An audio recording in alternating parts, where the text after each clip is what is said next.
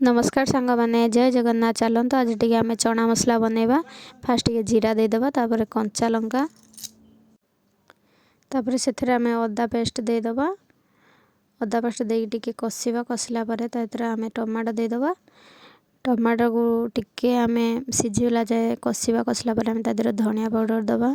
धनिया पाउडर तापर काश्मीर पाउडर देलापर आम चना मसला देदेबा। तापर आम मेथी पत्र टिके देदेबा। मेथी पत्र देलापर आम से कषिला आम टे काजू पेस्ट से दबा। काजू पेस्ट दे भल भाव कषा कषिकी से आम चीनी टे देदेबा, टे मीठा लगे चना मसलाटा जमीती। तापर आम आलू पेस्ट कर रखि आलू पेस्टा से देदेबा। देलापर आम से भलसे ग्रेवी करने आम आलू पेस्टा देकी भलसे कषा। तापर आम अमूल गोलिक रखि पानी से आम से देदेबा।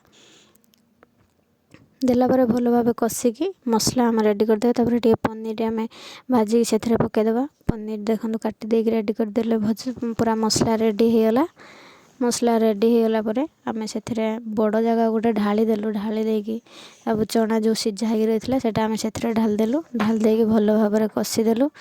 कषिदेलापर एटा देखो पूरा फुटीगला। आम से आउ टे चना मसला देदेलु।